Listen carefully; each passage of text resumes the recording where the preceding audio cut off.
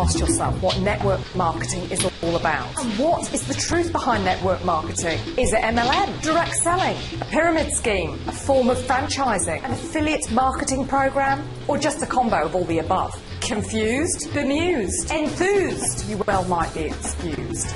Not being funny, but if you were considering a career in network marketing, wouldn't these questions be relevant? Wouldn't you want a bit of background, the lowdown? Because understanding the evolution of network marketing, its history, where it came from, and where it's going, are fundamental to achieving network success. So whether you're a history buff or not, if you learn a bit of background and you have the knowledge, you have perspective. And if you have perspective, you have the power to make the right choice. Because the wrong choice could be the wrong choice. So let's take a closer look. The North American notion of direct selling can be traced back to the 1600s. Voyagers establishing fur trading routes and posts on behalf of the Hudson Bay Company. In New England in the mid-1700s began the phenomena of the Yankee peddler, in which the peddlers would travel in their cart home to home through the countryside selling their wares. The number of salespeople began to grow rapidly in the United States, starting in the late 1800s. 1861, 1,000 salespeople. 1869, 50,000 salespeople. 1903, 300,000 salespeople. Why?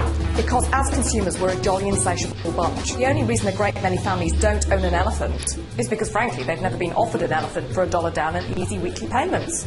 We like to buy things. In 1860, Henry Hines, a former peddler, formed an organisation of 400 salesmen to sell various vegetable products, like ketchup and pickles, to people who didn't grow their own. Can you imagine life without tomato ketchup? The big ideas never seem like big ideas at first, do they?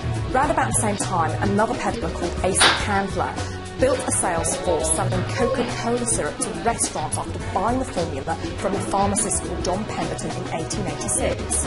Out of these organisations came companies that allowed their salespeople to have their own business. Now there's a good idea. In 1868, J.R. Watkins founded one of America's first natural remedies companies where its associates marketed directly to consumers. In 1890, David McConnell started the Californian Perfume Company, which was based out of New York. In 1906, he had 10,000 sales representatives selling 117 different products. The Californian Perfume Company changed its name to Avon Products in 1937.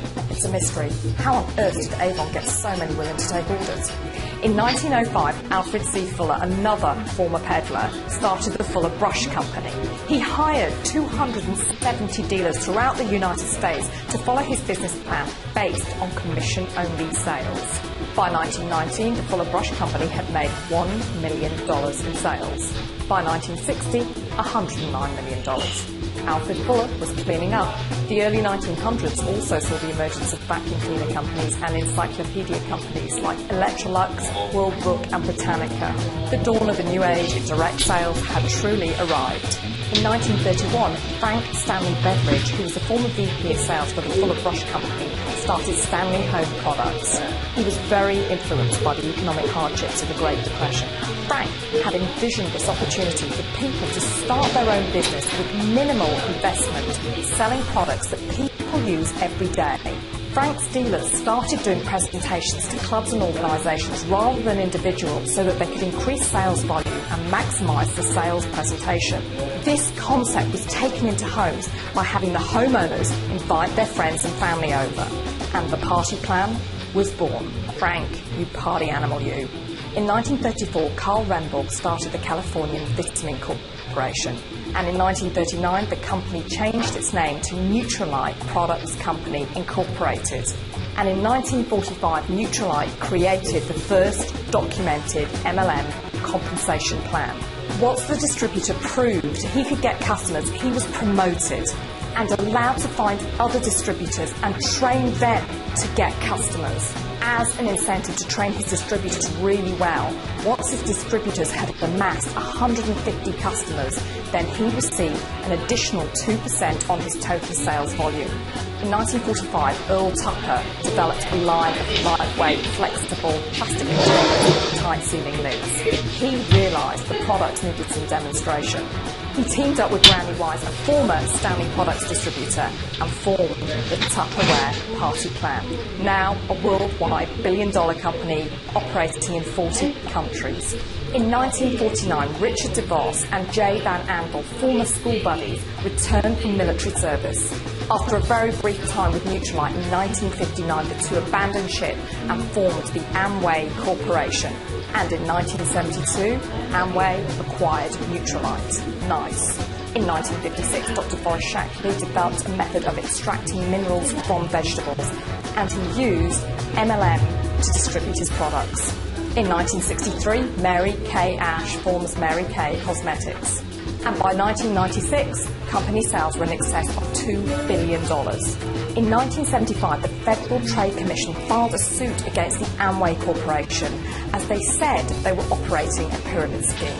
And in 1979, an administrative law judge ruled that Amway Corporation's multi-level marketing program was a legitimate business opportunity as opposed to a pyramid scheme. However, the myth of all MLMs being pyramids lives on, which is ridiculous because the only thing that MLM has in common with a pyramid is the fact that they are both, well, historically significant. And that's about it. Regardless, the term network marketing was finally coined to get away from the stigma of MLM. And today, globally today, corporations have concluded that network marketing offers many advantages. Pretty soon, telecommunications companies, travel companies, satellite providers, financial services companies, and many other industries joined the party. And today, there are literally thousands of network marketing-based companies operating throughout the world. In 2010, they generated over $125 billion in revenue in over 150 countries through more than 75 million men and women. The best bit is that this industry is literally flying in the face of economic downturn. So much so that financial advisors and investors are both getting wise now. Sequoia Capital Investors just invested in a jewellery and accessories network marketing company. Why is that significant? Because Sequoia Capital is a Silicon Valley venture capitalization firm which has an estimated 14% of control over the Nasdaq. They only invest in soon-to-boom industries and companies like YouTube, LinkedIn, Google, Yahoo, Apple Computers. And they are now investing in network marketing. Get the hint? Fully proven, network marketing is also now the preferred distribution method of a lot of very well-known business people and authors who are personally lending their public endorsement to the industry. People like Brian Tracy, Stephen Covey, Robert Kiyosaki, Paul Zane Pilzer, Jim Rohn, Donald Trump, Richard Branson, and Warren Buffett.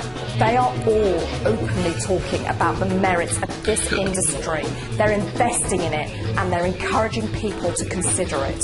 More than 12 million jobs have been eliminated from the US economy since December 2007. Paul Zane Pilzer, who is a best-selling author on economics, says this: the question lies not in economic recovery, but in employment recovery. We have a massive social problem. What are we going to do with 30 million people now permanently unemployed in the States, let alone the global numbers? Network marketing is possibly the best answer we have for a shrinking job market, just as Frank Stanley had envisioned all of those years ago during the Great Depression. So there you have it, we've come full circle. So now let me ask you this question. Do you still feel that there is a reason to feel embarrassed to admit that you're involved with or considering getting involved with network marketing? Or are you concluding, like these top businessmen and heavy-duty investors, that network marketing is an avenue of wealth building that requires further investigation? Donald Trump said that this is one of the oldest and most respected business models on the planet that has stood the test of time. Honestly, how many other industries can you say that about? If you think long enough, you'll know the answer. In the meantime, if you would like an absolutely free report on the fantastic future of network marketing, then click the link below this video for an instant download or go to fantasticfutureofnetworkmarketing.com.